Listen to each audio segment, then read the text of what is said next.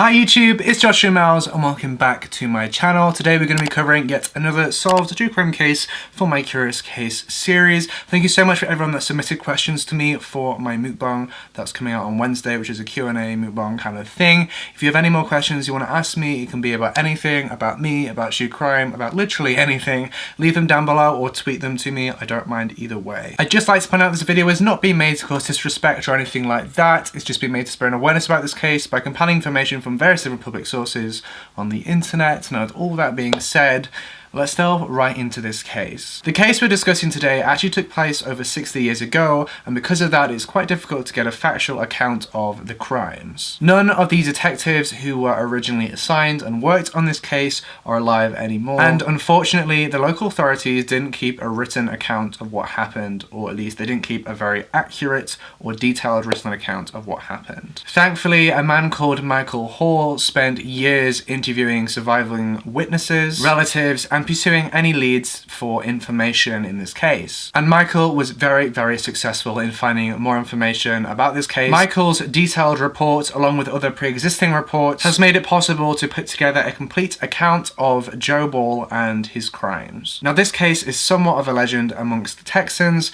A lot of Texans know Joe Ball by his name, and a lot of them have heard various different stories about him. A lot of Texans were told about Joe Ball by their parents at bedtime as like a bedtime horror story kind of thing, and Joe Ball was often discussed around a campfire whilst exchanging ghost stories. This video is the true story of Joe Ball. The story starts in the late 1800s and is set in Texas. Back in the late 1800s, Texas was a wide open frontier filled with thousands and thousands of unsettled land. Everyone who lived in Texas was looking towards the future, and everyone was kind of settling where they could. New towns and new cities and new settlements were popping up across Texas. One of those settlers was called Frank Ball, who is Joe Ball's father. At around 1885, Frank Ball moved to a settlement called Elmendorf. Now, this settlement was a very small town in Texas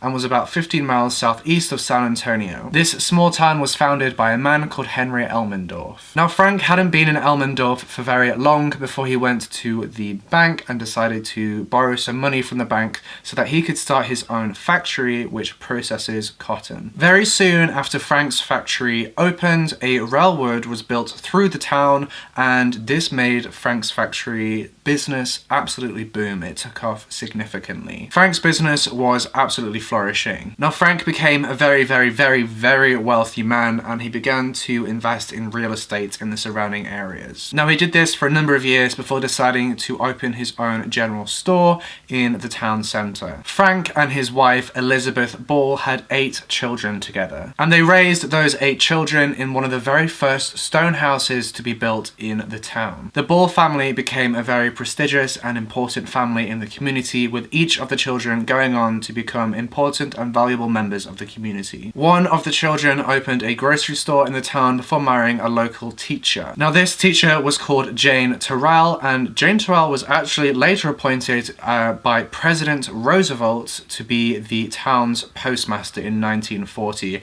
if that's just an indication of how prestigious and how important this family was. Joseph D. Ball was Frank and Elizabeth's second child, and he was born on January 7th, 1896. Joe's childhood was somewhat isolated, but that was all by his own decision. Joe often kept to himself, and he rarely went out to play with other children and never went out to join in activities with other children from the neighborhood. Joe preferred to spend his time outdoors, fishing and hunting and exploring, all on his own. Around the time when Joe became 16, his attention turned to guns, and he became obsessed. Joe spent hours and hours perfecting his aim and practicing his gunmanship. Joe's nephew, Bucky Ball, described in an interview that Joe Ball could shoot a bird off of a telephone line with his pistol from the bumper of his Model A Ford. On April 6, 1917, the United States formally declared war against Germany and entered the war in Europe. shortly after Joe Ball enlisted in the army and was shipped off to the front lines in Europe. Now, there was no public records of what happened during the war to Joe Ball specifically, but we know that Joe Ball survived without injury, and in 1919 he received an honorable discharge from the army. He then returned back to his hometown of Elmendorf. After Joe returned to Elmendorf, he soon began working for his father again, but he eventually quit, quite soon actually after he started working again. According to some sources, Joe was having trouble adjusting to civilian life after spending 2.5 years in the war zone. Now, unlike his siblings, Joe didn't follow in his father's footsteps. He did, however, learn a lot from his father about the business world. Now, in 1919, there was a prohibition against alcohol in Texas, and Joe, with his business mind, took advantage of that. He started selling his own illegal whiskey and beer. Joe would travel all around the area in his Ford and sell whiskey from his 50-gallon tank that he kept in the back of his Ford. And as you can imagine, this business venture was illegal, but also very, very successful. During Joe's mid-20s, he hired a young man called Clifton Wheeler to work with him and help him out with the illegal sale of these alcohol items. It is important to note that Clifton Wheeler was African American, and the way that the authorities and the way that Joe treats him is somewhat racist. By somewhat, I mean very racist. I don't really touch about it in this video, but you can just imagine in the times, the 1920s, there's a hell of a lot of racism going on, and especially within his treatment, you can imagine a lot of racism and a lot of discrimination. Now, Clifton was a handyman by trade, and he quickly found himself doing the dirty work and a lot of the labor for Joe. But Clifton was very, very scared of Joe, and whenever Joe got drunk, he would blow off steam by firing a pistol at Clifton's feet to make him dance. Now, after the prohibition ended, Joe's business began to plummet, as you can imagine. But Joe had learned a heck of a lot about the liquor and the beer industry, so he decided to take this knowledge and his business knowledge and open up a saloon. He purchased a small amount of land just outside of the town where he built a tavern, which he called the Sociable Inn. There were 2 bedrooms in the back, and in the front there was a nice big bar, a player piano, and a room with tables where men would usually drink, but also occasionally cockfight. Now, the majority of Joe's patrons got along with him very well, but he was known across the town to be quite a creepy man. He was one of those people that he didn't really want to make angry or get on the wrong side of. Joe's saloon was doing really, really well, but for some reason Joe decided that he needed some kind of a gimmick to help boost sales and to draw in more customers. So Joe quickly settled on the idea of having live alligators on his property. He built a alligator enclosure behind the saloon with a 10-foot high fence, and inside he put 5 alligators. There was 1 large alligator and 4 smaller alligators. And Joe's idea to attract more customers worked. Saturdays were exceptionally busy for Joe, and it was the day that Joe would put on a show, if you like, for his customers. Now, a quick warning before we go any further in this video: if you're sensitive to the death, torture, just talking brutality about live animals, including kittens and puppies and raccoons, then please skip ahead about maybe 20 seconds in this video. During these live shows, Joe would take a live raccoon, a cat, a dog, or any other animal that he could get his hands on and throw them into the cage with the alligators. Now, every time he did this, the crowd would go wild. Now, I'm going to read an account of what happened at these shows, which is from the files kept at the San Antonio Public Library. The squealing kitten flopped into the pool. A big alligator lifted its jaws, closed like a vice, and the screaming cat was bitten in half. "There's more to come, my pets," Joe Ball shouted as the drink-crazed crowd roared in appreciation.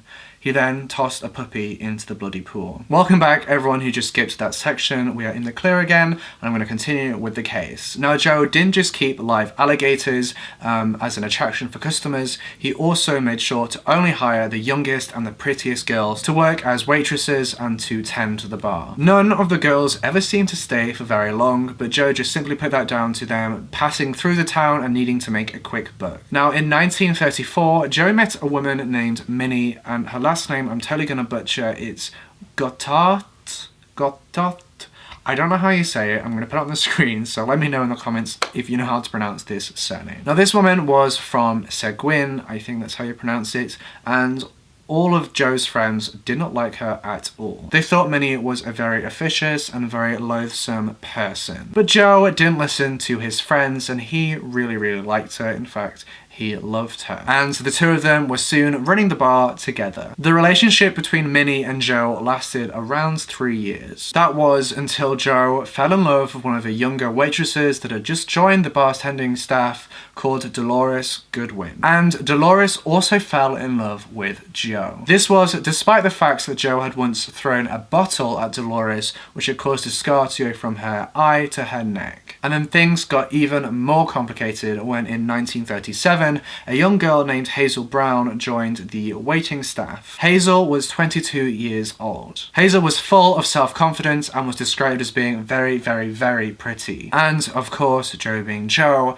he also fell in love with Hazel. Joe now found himself in a bit of a predicament when all three of the women that he was in love with and, you know, get it on with, worked in the exact same place at the exact same bar. In fact, it was his bar, so they're all working together. But that was until the summer of 1937, when Minnie suddenly went missing. She just vanished. When Minnie's friends and family began to investigate and make inquiries, Joe just told them that Minnie had given birth to a black baby after being pregnant and had fled the town for fear of embarrassment. Again, this is, you gotta think of the time. This is a time filled with racism and discrimination, so this kind of story would have easily been accepted by anyone who was asking questions. Now, only a few months after Minnie went missing, Joe married Dolores. After Joe married Dolores, he revealed to Dolores that Minnie hadn't actually run off. But instead, Joe had taken Minnie to a local beach before shooting her in the head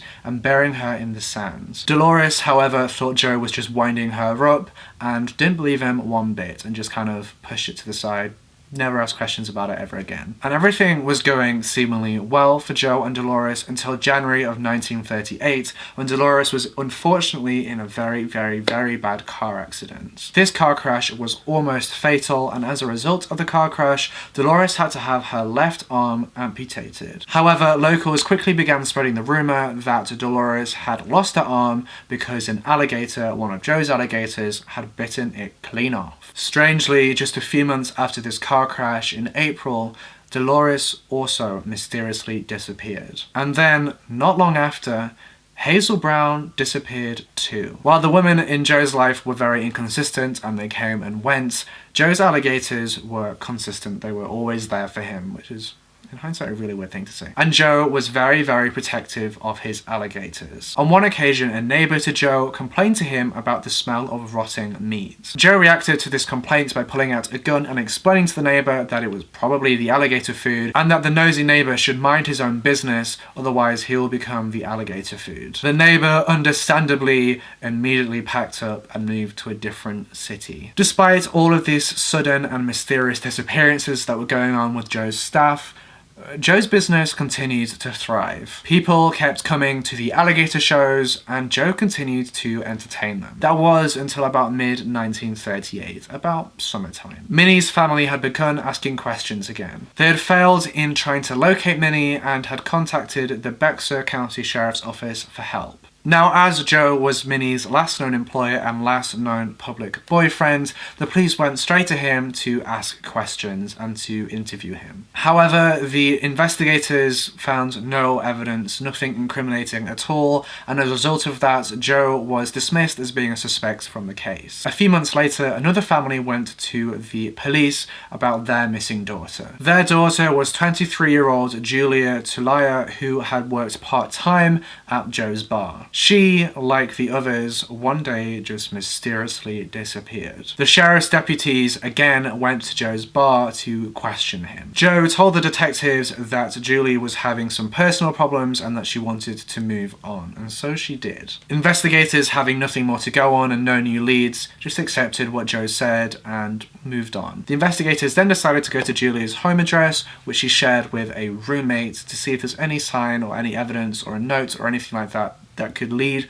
to finding Julia. When the investigators got to Julia's home, they noted that Julia's stuff was just out as if she was she was about to come back from work any moment now. She hadn't packed any of her clothes or any of her possessions or anything like that. Investigators immediately went back to Joe and began questioning him again. Now, it was during this round of questioning that Joe suddenly remembered that he had lent Julia $500 because she had no belongings and she didn't want to go back to her house because apparently she had this massive argument with her roommate. And Julia had been in such a desperate state, which is why Joe lent her this $500, apparently. Now, as the investigators had no solid evidence, they left Joe and Julia's case sadly went cold. Over the next 2 months, 2 more of Joe's former employees were reported missing. Unfortunately, the names of these employees and the ages of these employees are lost to time. There are no public records of who these people were. Joe was questioned again relentlessly for hours and hours. However, Joe maintained his innocence, and with no evidence or leads to go on, the police eventually dismissed Joe as a suspect in all of these cases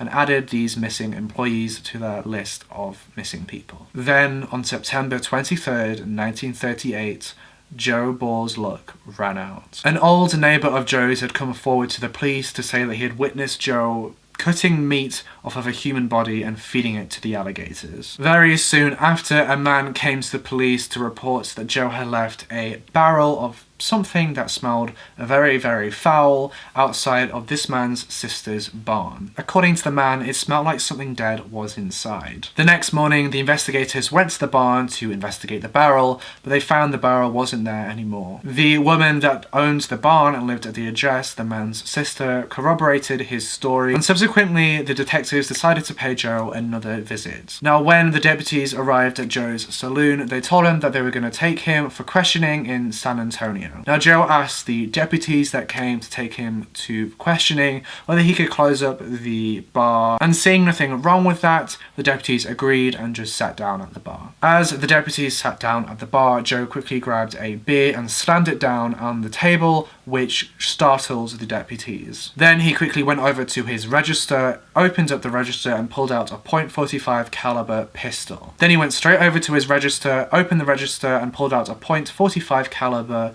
revolver. He briefly aimed this revolver at the 2 deputies before turning the revolver on himself and pointing it at his chest. Now, some sources say he pointed it at his head, but it's unclear. Most sources say that he points it at his chest. Whatever the case, he pulled the trigger and he dropped dead. Not soon after, deputies from all over the region were scouring Joe's bar inch by inch, looking for any kind of evidence that could link Joe to any of the missing persons cases. They discovered rotting meat around the alligator enclosure, and they also discovered an axe which had hair and blood on it. The investigators' initial theory was that Joe had mutilated his victims or the missing people and then fed them to the alligators. Investigators then began to link other disappearances that had happened in the area to Joe Ball. There were 2 missing barmaids and there was a teenage boy that all used to hang at Joe's bar. The horror of the situation began to set in the local community, and everyone was seeking answers. Now, if you remember from Joe's illegal alcohol business, he had a handyman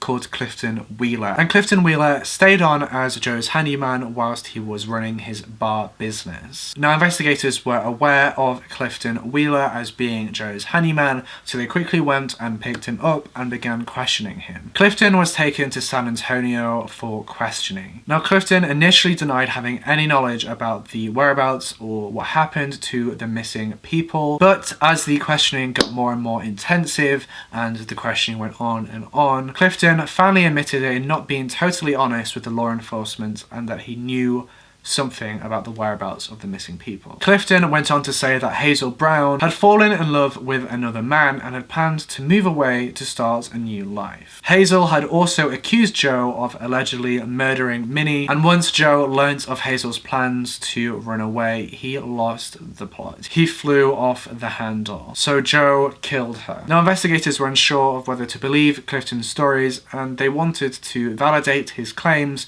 so they asked Clifton to find and locate the area where Hazel was buried. The next day, Clifton took the investigators to an isolated spot about 3 miles away from the town. He scanned the area before digging in the loose soil. After a few moments, blood began to rise to the surface, and the most horrific and disgusting smell you can imagine began to emanate from the hole that he was digging. Some of the officers present began to vomit due to the horrificness of the smell. It was a smell that you could not mistake. It was the smell of a rotting corpse. Clifton began to pull out one arm, then he pulled out another arm, then he pulled out 2 legs, then he pulled out a torso. But notably, there was no head, which was close by. Detectives there discovered a jawbone, they discovered several teeth, and they discovered parts of a skull, which were later identified to be that of Hazel Brown. Investigators then began to question Clifton on what happened on the night that Hazel Brown was buried. According to Clifton, after a long night of heavy drinking, Joe had asked Clifton to collect some blankets and some alcohol, and after he had done so, the pair took Joe's car and picked up a 55-gallon barrel from a barn and put it in the car, then drove down to the river. Clifton then claims that Joe, at gunpoint, forced him to dig a grave. Once the grave was dug, Joe opens the barrel, and inside this barrel was Hazel Brown's body. Joe demanded that Clifton helped dismember the body. Now, why Joe wanted to dismember the body, or why the body was dismembered in the first place, I think that's lost in history and lost in time. I'm not really sure why they would dismember the body at this point, because they just put it straight into the grave once they have. Maybe it's an indication of how absolutely messed up Joe Ball is. Clifton initially refused to help Joe dismember the body, but again he was put at gunpoint, and together they began to sewer different parts of Hazel's body. Now, when Joe would get ill from the stench of the rotting corpse, they would take a break and drink more and more alcohol. After the dismemberment was complete, Clifton claims that they buried the legs, the arms, and the torso, and then they burnt the head on a campfire. Investigators, shocked by all this information, immediately asked Clifton whether they knew anything about Minnie, the whereabouts, what happened to her. Clifton claims that Joe had took Minnie to a secluded area where she thought they were going on a nice picnic. After a lot of drinking, Joe waited until Minnie was distracted with something before shooting her in the temple. Clifton told the investigators that Joe had brutally murdered Minnie because she was pregnant,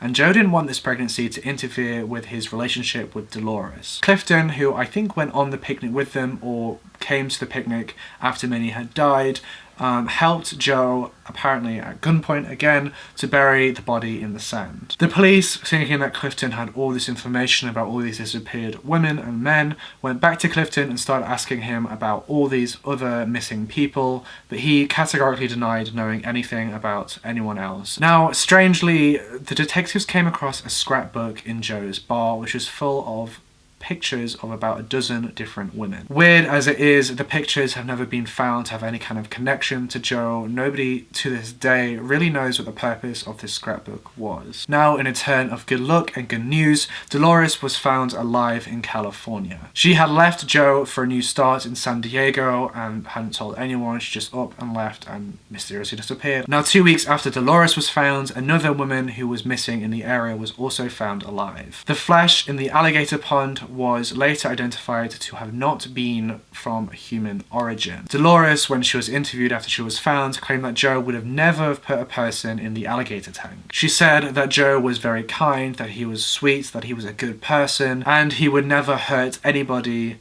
unless he was pushed to. Despite none of the flesh that was recovered from the alligator enclosure being human, investigators speculated that Joe could have just picked up any remaining flesh and bones that were human and disposed of them in a different way. In 1939, Clifton Wheeler was found guilty of helping Joe bury these bodies and was sentenced to 2 years in prison. Joe's alligators were seized by the state of Texas and were given to the San Antonio Zoo, where they lived out the rest of their lives as tourist attractions, and as you can imagine, they were a very, very popular tourist attraction as they were allegedly involved in murder, a big murder case, and allegedly fed human remains, so people flocked from all over the country to see these two murderous alligators. We will never know exactly how many people Joe Ball killed and how many people he was responsible for the death of, or if anyone actually ever ended up as alligator food. But his cult-like popularity lives to this day in Texan culture. And unfortunately, no justice was really found for any of the people who were involved, for their friends and families. And we will never truly know what drove Joe Ball to become such a polar opposite of his family. All of his family and siblings were such high-ranking and respected members of the community, so we'll never quite know what went wrong with Joe Ball. Thank you so much for watching this episode in my Curious Case True Crime series. I usually upload 2 videos a week, one on Wednesdays and one on Sundays. The Sunday video is a true crime video. The Wednesday video is a video that whatever video I want to make. This Wednesday coming up, I'm doing a mukbang / Q&A where I'm going to be answering your questions. I received quite a few questions, a ton of questions actually, more than I was expecting. But if you have any more questions, then please let me know in the comments down below, or tweet me like I said at the beginning of the video. I'd love to be able to answer any of your questions that you have. They can be true crime related, they can be just about me, they can be literally about anything, they can be about what zodiac sign I am, I don't know, they can be literally anything you want them to be. But yeah, on Wednesday there will be that video going up, so you can get to know me a little bit more on this channel. Thank you all so much for 1,000 subscribers. That is absolutely crazy to me. I can't believe that I have 1,000 subscribers now. I've started this channel just a few months ago, and I am so happy that people are seeing these cases and that these stories are being told and that the memory of these people live on. I'm hoping to start doing some different kind of content on Wednesdays that isn't really conspiracy, isn't really true crime related, just so the channel isn't always super dark, and just so YouTube doesn't like shadow ban me or whatever, because you know how much YouTube hates true crime YouTubers. Don't forget to subscribe and hit that bell icon so you can be notified every single time that I post. Like I said, true crime videos, mukbangs, all kinds of videos, plans that I've got in the works. Now with all that being said, I'll see you in the next video.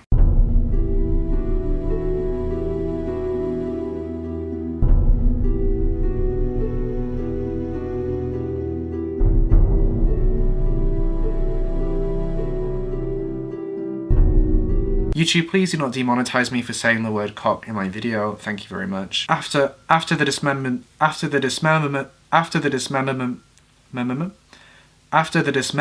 was complete,